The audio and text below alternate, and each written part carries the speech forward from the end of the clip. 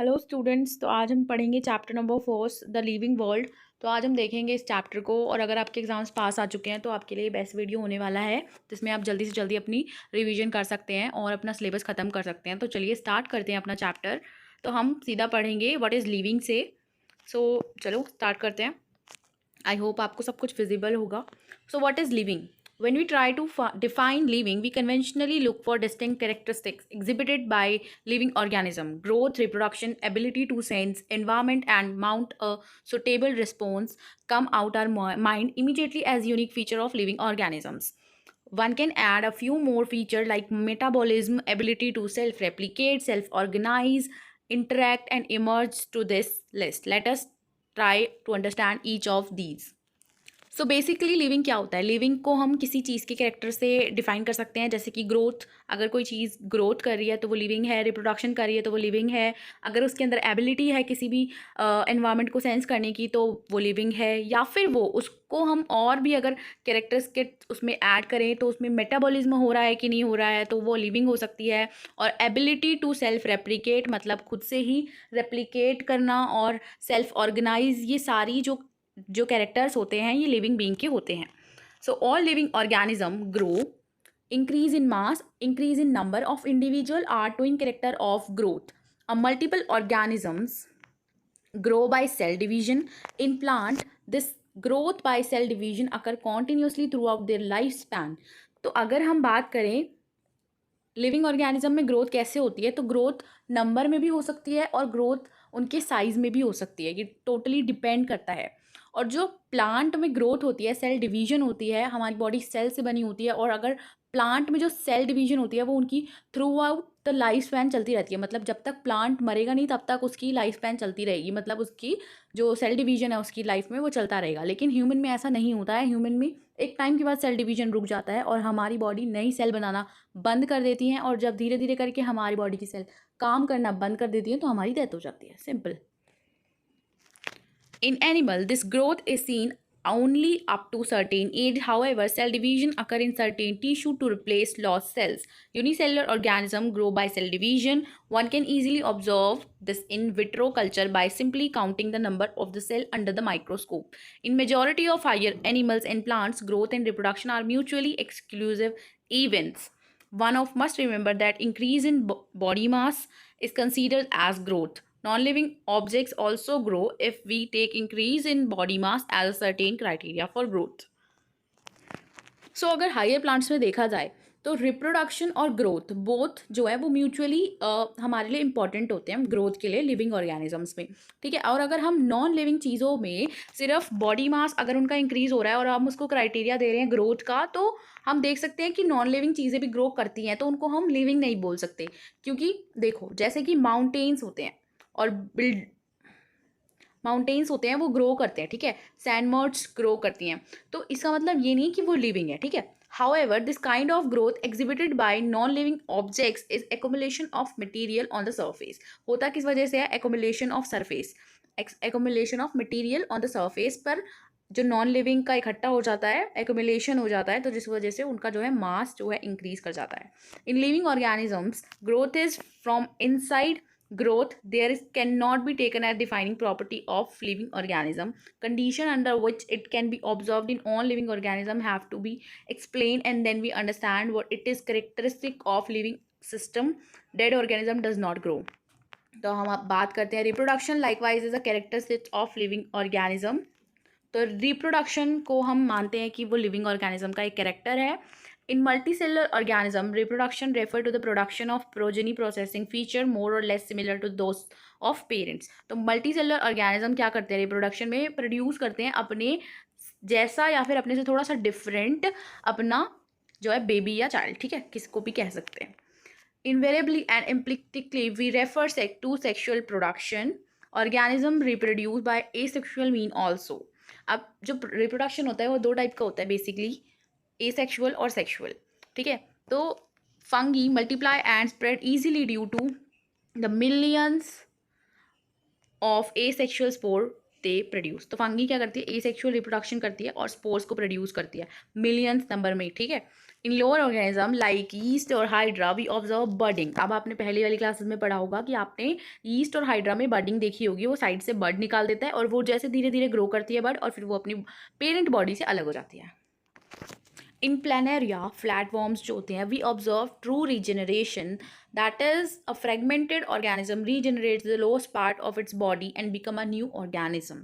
Planaria में क्या होता है, अगर आपने देखा हो जो छिपकली होती है उसकी पूंछ कट जाती है और दोबारा से नई पूंछ आ जाती है, इस तरीके से ही प्लानेरिया क्या करता है, अगर उसको कोई भी बॉडी पार्ट को आपने अलग कर दिया है तो वो पूरा एक अलग अलग पार्ट अपनी एक नई नई बॉडी बना लेगा, ठीक है। तो इस तरीके से रीजनरेशन होता है। The fungi, filamentous algae, the protonema of mosses all easily multiply by fragmentation. When it comes to unicellular organism like bacteria, unicellular algae or amoeba reproduce is synonymous with growth, that is increase in number of the cell. अब जो fungi होती है और algae होती है आपने देख लिया उनका, और प्रोटोनिमा जो होते हैं वो बेसिकली मल्टीप्लाई करते हैं फ्रेगमेंटेशन से। और यूनिसेलर ऑर्गेनिजम्स के बारे में अगर हम बात करें जैसे कि बैक्टीरिया और एल्गी अमीबा, ये सब क्या करते हैं, ये नंबर में ग्रो करते हैं, ये साइज में ग्रो नहीं करते। Okay, we already define growth as equivalent to increase in number, cell number और सेल मास। तो हमने पहले देखा कि सेल अगर नंबर में ग्रो कर रही है या मास में ग्रो कर रही है वो इंक्लूड होगा कि वो ग्रोथ कर रही है। Hence, we notice that in single cell organism, we are not very clear about uses of these two terms, growth and reproduction. Further, there are many organisms which do not reproduce, mules, sterile, worker bee, infertile human couples. Hence, reproduction also cannot be all-inclusive defining character of living organism. Of course, non-living objects is capable of reproducing or replicating by itself. तो इसमें बताया गया है कि अगर हम consider करते हैं रिप्रोडक्शन को एक कैरेक्टर की, अगर रिप्रोडक्शन कोई लिविंग ऑर्गेनिज्म कर रहा है तो वो तभी वो लिविंग होगा। कोई भी अगर रिप्रोडक्शन कर रहा है तो वो लिविंग है, वरना नहीं है। तो अगर हम इसको कंसीडर करें तो ऐसे तो जो ह्यूमन बींग्स होते हैं उसमें कुछ ऐसे लोग होते हैं जो बेबीज़ प्रोड्यूस नहीं कर पाते हैं, तो इसका मतलब ये नहीं है कि वो नॉन लिविंग है। और ऑल्सो स्टेराइल और भी एनिमल्स होते हैं जो नहीं कर पाते हैं बेबी प्रोड्यूस, और म्यूल्स होते हैं, तो वो नॉन लिविंग थोड़ी ना हुए। तो हम कह नहीं सकते कि रिप्रोडक्शन एक मेन कैरेक्टर है कि उसको हम अगर रिप्रोडक्शन कोई कर रहा है तो ही वो लिविंग है, ठीक है। Another characteristic of life is metabolism. तो अब हम बात करते हैं मेटाबॉलिज्म की। All living organism are made up of chemicals, these chemicals small and big belonging to various classes, sizes, function, etc. are constantly being made and changed into other biomolecules. तो living organisms जो हैं वो chemical से बने होते हैं। वो chemical small big हो सकते हैं, वेरियस साइजेस के हो सकते हैं, वेरियस फंक्शन कर सकते हैं। These conversions are chemical reaction और मेटाबॉलिक रिएक्शंस। इन कन्वर्जेंस को हम बोलते हैं metabolic reactions. There are thousand of metabolic reaction occurring simultaneously inside all living organism, be they unicellular और मल्टीसेलुलर। तो चाहे कोई भी ऑर्गेनिज्म मल्टीसेलुलर हो या यूनिसेलुलर हो, उनके बॉडी के अंदर जो है मेटाबॉलिज्म चल रहा होगा, रिएक्शंस चल रही होंगी। All plant animal fungi microbes exhibited metabolism, the sum of total of all chemical reaction occurring in our body is metabolism. तो हमारी बॉडी के अंदर जितनी भी रिएक्शन चल रही है, जितनी भी केमिकल रिएक्शन चल रही है, उन सब के सम को हम कह सकते हैं वो मेटाबॉलिज्म है। नॉन लिविंग और objects exhibit metabolism non living में नहीं होता है। Metabolic reactions can be demonstrated outside the body in the cell free system, and isolated metabolic reaction outside the body of the organism performed in test tube is neither living or non-living. Hence, while metabolism is a defining feature of all living organisms without exception, isolated metabolism reaction in vitro are not living things but surely living reactions. तो metabolic reactions को हम बाहर भी कर सकते हैं, पर जो है मेटाबॉलिज्म जिसके भी अंदर हो रहा है हम उसको कह सकते हैं कि वो लिविंग है। हम उसको पक्का मान लेंगे कि वो लिविंग है क्योंकि इसके अंदर कोई भी एक्सेप्शन नहीं होता है। जैसे कि हमने रिप्रोडक्शन में देखा कि स्टेराइल ह्यूमंस होते हैं, स्टेराइल एनिमल्स होते हैं, बट मेटाबॉलिज्म के केस में कुछ भी ऐसा नहीं होता है कि मेटाबॉलिज्म नहीं हो रहा उसकी बॉडी में, तो ऐसा कोई एक्सेप्शन नहीं होता। Hence cellular organisation of the body is defining feature of life form. Perhaps the most obvious and technical complicated feature of all living organism is this ability to sense their surrounding or environment and respond of these environment stimuli which could be physical, chemical और biological।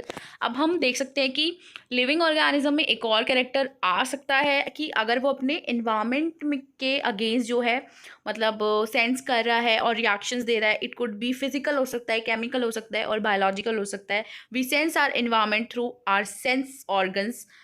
Plants responded to external factors like light, water, temperature, other organism, pollutants, etc.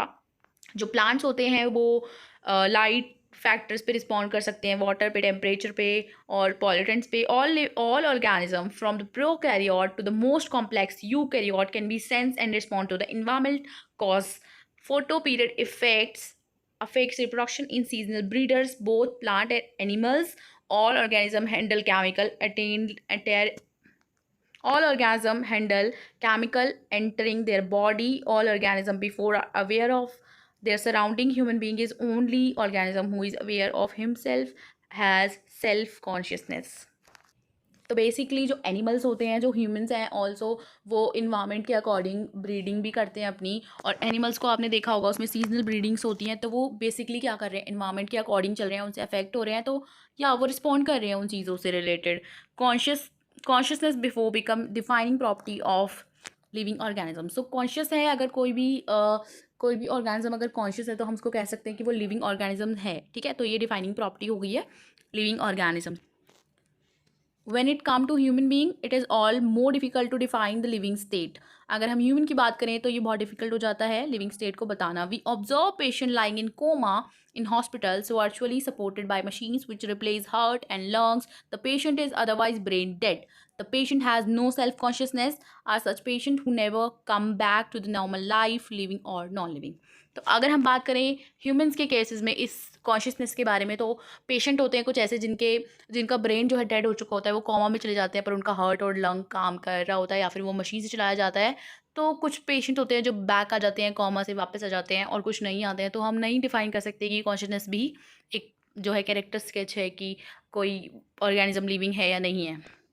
In higher classes, you will know to that all living phenomena are due to underlying interaction. Property of tissues are not present in constituent but arises as a result of interaction among the constituent cells. Similarly, property of cellular organism are not in the molecular constituent of organism but arises as the result of interaction among the molecular component comprises the organelles। सो इसमें basically normal सी चीज़ें बताइए कि आप आगे जाके पढ़ोगे कि कैसे कैसे होता है। तो इस वाले पैराग्राफ को करते हैं स्किप और चलते हैं अपना आगे। 1.2 diversity in living world. If you look around, you will see a large variety of living organisms, be it potted plants, insects, birds, your pets, or other animals and plants. There are also several organisms that you cannot see with your naked eyes, but they are all around you। तो आप देखोगे आसपास बहुत सारे living organisms होते हैं, pets, insects, birds, other animals, plants. ये सारी क्या है, डाइवर्सिटी है। ऑल्सो आप कुछ ऐसे ऑर्गेनिजम्स होते हैं जिनको आप अपनी आंखों से तो देख भी नहीं सकते, और लेकिन वो आपके आसपास होते हैं। If you were to increase the area, you will make the observation in the range of variety of organism that you will see would increase। Obviously, if you were to be visit a dense forest, you would probably see greater number and kind of living organism in it। Each different kind of plant, animal, organism that you see represent a species। तो आप देखोगे जैसे जैसे आप अपना देखने का area बढ़ाओगे, कि अभी आप 100 मीटर में देख रहे थे, अभी आप 200 मीटर में देख रहे हो, तो जो वेराइटी है और जो डाइवर्सिटी है वो ऑब्वियसली बढ़ जाएगी। अभी आपको और ज़्यादा प्लांट्स देखने को मिलेंगे वैरायटी के, और ज़्यादा एनिमल्स देखने को मिलेंगे, और ज़्यादा इंसेक्ट्स देखने को मिलेंगे। तो बेसिकली ये क्या रिप्रेजेंट करता है, ये स्पीशीज़ है हमारी अलग अलग। The number of species that are known और describe range between 1.7 to 1.8 million. तो अगर हम इन नंबर ऑफ़ स्पीशीज़ के बारे में बात करें जो अभी तक डिस्क्राइब हो चुकी है, वो है 1.7 से 1.8 मिलियन के रेंज में जो है डिस्क्राइब हमें पता है, जो अभी रजिस्टर है। दिस रेफर टू बायोडाइवर्सिटी और द नंबर और organism type of organism present on earth. तो इसे हम कह सकते हैं कि इतने ऑर्गेनिज्म अभी जो है अर्थ पे प्रेजेंट है। We should remember here that as we explore new area, even old ones, new organism are continuously being identify. तो अगर हम जैसे जैसे अपने एरिया को और बढ़ाएंगे और चीज़ें डिस्कवर करेंगे, तो हमें और सारे डाइवर्सिटीज़ देखने को मिलेंगी। As started earlier, there are millions of plant and animals in the world. We know the plant and animals in our own area by local names. These local names would be vary from place to place, even within a country. Probably you will recognize the confusion that would be created if we did not find way mean to talk with to the each other to refer to the organism we talking about. तो अगर हम इसके बारे में बात करें कि हम देखेंगे हमारे आसपास जो प्लांट और एनिमल्स हैं, हम उनको अपने अगर लोकल नेम दे के उनको बुलाएं या फिर उनको एक नेम दे दें, पर्टिकुलरली उनकी आइडेंटिफाई कर दें कि ये जो है आम का पेड़ है और अभी हम लोकली उसको आम का पेड़ कह रहे हैं, और दूसरे ही हमारे जैसे किसी गांव या शहर में उसको अमरूद का पेड़ बोला जा रहा है, और अगर हम उस गांव में जाते हैं तो ऑब्वियसली कन्फ्यूजन क्रिएट होगी। तो इन कन्फ्यूजन को जो क्रिएट होंगी, इनको कम करने के लिए या बिल्कुल ख़त्म करने के लिए एक नॉमेनक्लेचर होता है। तो hence there is a need of standardise the naming of living organism such as particular organism is known by the same name all over the world. This process is called nomenclature. तो nomenclature में ऐसा होता है कि हर एक living organism, किसी भी plant या एनिमल को एक पर्टिकुलर नेम दिया जाता है जो कि उसको पूरे वर्ल्ड में उसी नेम से जाना जाता है। उस प्रोसेस को हम नॉमेनक्लेचर कहते हैं। ऑब्वियसली नॉमेनक्लेचर और naming is only possible when the organism is described correctly. We know that what organisms the name is attached to. This is identification. तो हम किसी भी ऑर्गेनिज्म को नाम जब भी दे सकते हैं तब हम उसकी सारी चीज़ें जान लें अच्छे से, उसको आइडेंटिफाई कर लें, उसको हम आइडेंटिफिकेशन कहते हैं। In order to facilitate the study, number of scientists have established procedure to assign a scientific name to each organism. This is acceptable to biologists all over the world. For example, scientific names are based on agreed principle or criteria which are provided in International Code for Botanical Nomenclature. You may ask, how are plants named? Plant name animal taxonomists have involved International Code of Zoological Nomenclature. तो जो नाम दिए जाते हैं, जो plants को नाम दिए जाते हैं, वो ICBN के थ्रू दिए जाते हैं, जिसकी फुल फॉर्म होती है कोड फॉर बॉटनिकल नॉमेनक्लेचर। और जो एनिमल्स को जो नाम दिए जाते हैं जो ऑल ओवर द वर्ल्ड वो जो सेम नाम से जाने जाते हैं, वो दिए जाते हैं ICZN से, जिसकी फुल फॉर्म होती है कोड ऑफ जूलॉजिकल नॉमेनक्लेचर।